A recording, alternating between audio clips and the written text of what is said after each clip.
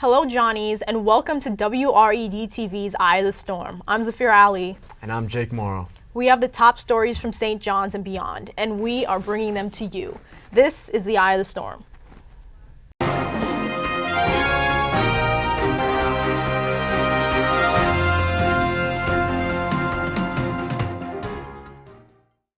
This past November, over 10 new orgs were approved by SGI during Power to Organize. With the second semester in full swing, so are these new organizations. Here are a few that you might want to check out. For instance, have you ever wanted to learn sign language? Now you can with the Deaf Language and Culture Society, or the DLCS. This org is designed to bring awareness and connection to deaf culture SJU. Another new org is Ignite. This international organization is meant to get students, especially women, more engaged in politics to provide students a space for discussion and access to leadership resources. A new org for future vets is Pre-Veterinary Club, designed to give students a space to seek advice, find volunteer opportunities, and create a network of people with similar career goals. For a broader interest in healthcare, you can see Future Healthcare Leaders. This new org's main goal is to bridge the gap between administration and students within the healthcare concentrations while supplying education on mission opportunities.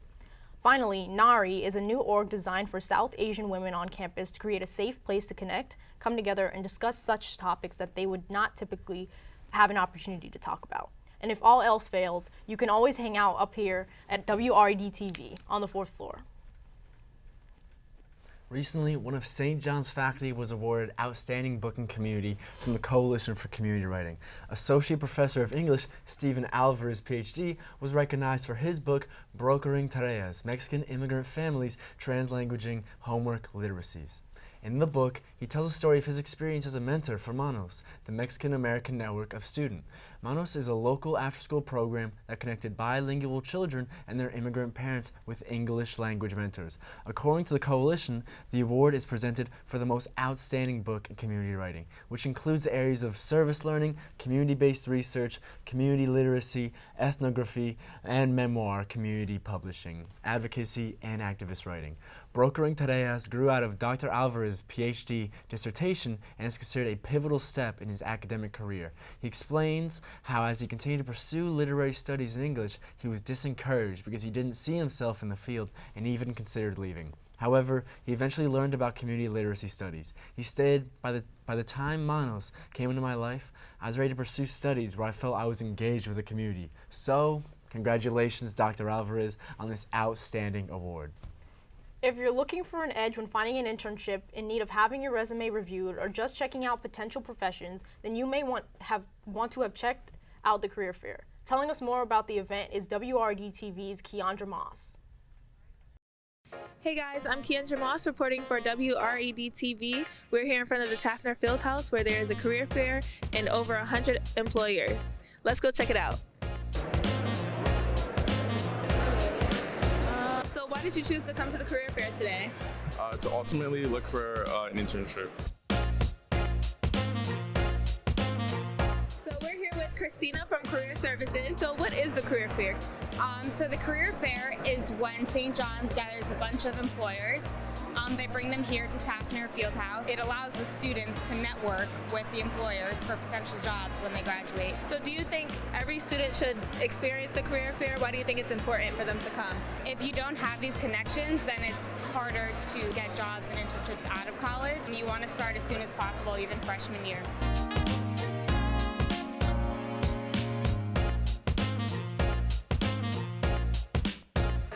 How did you find out about the career fair and what made you actually want to come? I found out about it through Handshake and just kind of the emails. I'm a junior now, so I feel like now I should start looking for career options and getting myself out there. Have you made any progress so far? Yeah, definitely applied to a few jobs, but I feel like with here, even if I get a job or not, it's just about networking and talking to the right people, gaining that experience. Well, there you have it, another great event put together by Career Services. For more information, check out the Career Service office across from Marillac. My name is Keandra Moss, reporting to you from WRED-TV. Back to you guys in the studio. Thanks, Keandra. Be sure to access Career Services on the 2nd floor of St. Augustine for any work-related needs and advice. With the start of spring athletics, our Division I teams are turning practice into prowess. To elaborate more on Red Storm sports, let's pass the ball to Mark and Celia with SportsWire. Thank you, Jake. I'm Mark Johnston. And I'm Celia Welton. And this is SportsWire, your home for all Red Storm sports. The St. John's men's basketball team has had their highs and their lows this season. Despite amassing a 14-12 record this year, the Red Storm could only produce 3 wins in Big East play. However, the Johnnies have seen a lot of upsides this year with young players that are either new to the program or did not see much playing time last year. Players like Rasheen Dunn, Marcellus Erlington, and Julian Champagny performed well under the new head coach, Mike Anderson, who has taken over for Chris Mullen. With only a few games left to play this year, the Johnnies' chances of making the NCAA tournament are pretty much dashed at this point, especially following a rough 77-74 loss Monday night at Madison Square Garden, marking their 4th straight defeat. However, they can still salvage a National Invitation Tournament appearance, which would allow their young players a look at postseason play. With the conference tournament just a little under a month away, time will tell if the Johnnies are up for the task. It all starts this Sunday against number 16 seed Seton Hall at the Prudential Center. As the regular season comes to a close, the women's basketball team is fighting for a better spot in the Big East Conference while their conference record falls to 8-7. However, in their past game against Creighton, the Johnnies were able to pull off a regular season sweep and win the game at Omaha, Nebraska with a final score of 77-70. Redshirt senior Alyssa Alston led the Red Storm in points, going 5 for 6 from 3, totaling with 16 in just 23 minutes of playing time. Senior Alicia Kebby came out with her 3rd double-double this season, racking up 13 points and leading the team with 12 rebounds. Leilani Correa and Tiana England were just short of a double-double, but were still crucial to the win. Correa scored 10 points and had 9 rebounds, and England netted 9 points and led the team with assists with a total of 9. Junior Kadasha Hoppy once again secured a spot on the Big East Weekly Honor Roll for the 8th time this season. When playing against Creighton, she was firing from all cylinders in the Johnnies' victory, scoring 13 of her 15 points in her first 20 minutes of action, shooting 50% from both on the floor and behind the three-point line. That is just a few of the 71 total threes she has made in just 26 regular season games, ranking 2nd in the Big East and 18th in Division I. Hoppy and the Red Storm are striving to end the season on a good note against the Butler Bulldogs tonight at Carnesecca Arena. Make sure to attend the game and show our talented women our support and Red Storm pride. With spring sports starting up here at St. John's, we would like to take the time to shine the spotlight on our men's lacrosse team that notched a close 13-11 victory over Hartford this past weekend. This would be the men's first victory as they are now 1-2 this season after dropping their first 2 games of the year. First admitting defeat to Rutgers falling 17-10 and then losing in a nail-biter 13-12 to Stony Brook in overtime. Leading scorers against Hartford for St. John's were Mike Madsen, who scored 5 goals, followed by Dylan Willis with 3. The Johnnies are set to do battle against Long Island University in Brooklyn this Saturday at 1. Be sure to show your support. Baseball season has finally come. The Johnnies' regular season came to a somewhat slow start, traveling to Georgia for the first 3 games, coming out with a record of 1-2. On Valentine's Day, they fell against Kennesaw State in their season opener, losing 10-1, and came up just short against Georgia State with a final score of 7-5 the next day. However, February 16th, the Giants were able to pick things up by upsetting number 19 seed Georgia Tech in a blowout game with a final score of 11-1. Sophomore pitcher Ian Murphy had one of his best games as a Johnny, only surrendering 2 hits in 5 scoreless innings, as well as striking out a career high of 9 batters. Due to his incredible performance, he earned a spot in this year's first Big East Weekly Honor Roll. Freshman Jake Lazaro also had a strong outing, batting 3 for 4 with a double, an RBI, and a run.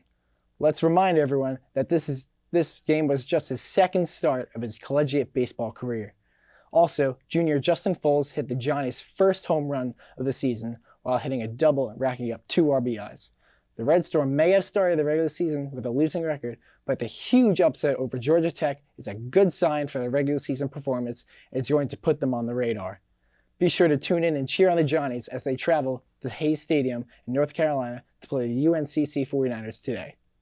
That's this week's St. John's Sports Update. Back to you, Jake. Thanks for getting us excited for the spring season. Let's now send things over to Abby Molos reporting on last week's event run by the Motion Dance Club. I've been dancing for about 13 years, since I was 2 years old. Probably since I was about 5. About 17 years now. Since I was about 2. Oh, for as long as I can remember, since I started walking pretty much. I told my mentor, like in my first couple of weeks of my freshman year, that I danced and I needed somewhere to dance, so she referred me to Motion Dance. Motion Dance was founded just a year ago, fall 2018. Just like a lot of our members of eBoard, I'm close friends with Anna Gibson, the founder. We were talking about dance and everything, and she told me how she was starting to found this organization on campus where dancers from all backgrounds could meet to have a time. When she created this idea, she reached out to a bunch of us, and I just so happened to be one of them. Our eBoard is really good because we basically collab on everything, and we all work together to put together the workshops each week and try to get us more involved on campus with other organizations and with campus events. We don't really have, like, you have to show up every time. Like, if there's something that you're comfortable in and, like, that you want to experience, like, you can come. So it's kind of just, like, an open environment for everybody. It's not like you're forced to be there. Definitely is, like, an extreme outlet for creative space, and it's just, like, a nice community of dancers that all come together each week or every other week and just express themselves for people. I think this group, this club, has so much potential. Through Motion, I've met so many people. It's just like heartwarming to see like people with so much or so little dance background just wanting to come and like share in this passion that we all have. We just want to see you have as much of a good time as we are. I think this would be a very good, comfortable place for most people. It was a challenge starting out our first year being president because we didn't really have a ground on campus at all. But now we're starting to participate in a lot more events. We're starting to get our name out there. So we have an Instagram page. We are motiondance_co. So if you want any updates about the workshops or anything like that, you go there. Thank you, Abby. Let's boogie on back for some more stories. This past month, members of the Latin American Student Association hosted their first general body meeting of the semester. During the meeting, they offered students to learn a valuable lesson on the topic of colorism. In this meeting, they aimed to educate students on the difference between colorism and racism. A big point of the presentation was also to have a discussion on the role of colorism in the Latinx community specifically. Students were able to have an open discussion about their own thoughts and share their personal experiences. They were also shown a video titled Colorism in the Latinx Community, featuring Lee Chin, to get a glimpse at a real-world example.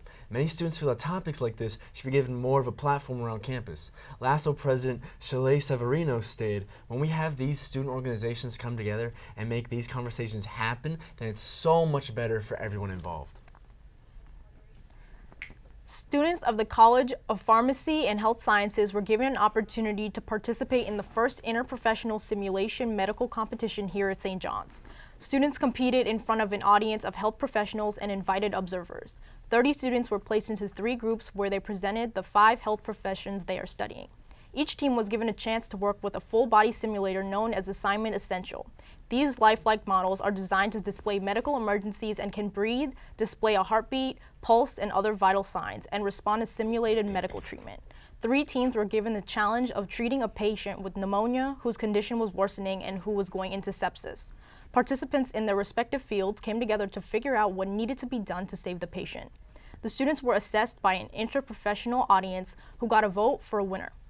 They used criteria such as teamwork skills, communication, clinical decision-making skills, and specific clinical expertise. The students enjoyed the challenge, especially noting the fact that it really demonstrated their commitment to the program and the clear devotion the program has to training its students for their future careers. APO's OneActs showcase hits the Little Theater last weekend. We now go to Abby Molos to tell us more about how OneActs are produced.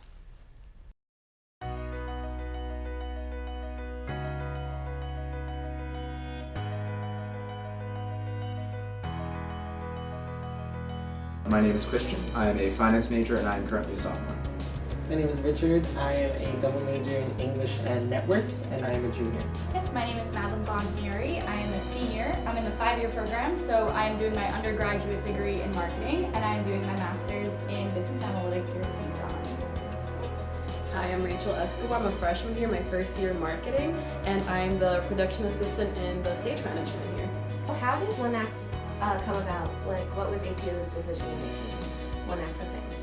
Well, they were always producing shows. Like, we started with our Shakespeare show and Showmedian, and then they wanted to get students more involved. So they decided to allow students to write and direct their own OneActs shows. And the special thing about OneActs is that it's the only show from APO that's really completely student driven. Like, the students write it, the students direct it, the students do all the tech for it. OneActs has been around for a few years, actually. I want to say over a decade already. Booking the space as we do any other show, the same way Child Players does, to go through Fran, we love Fran.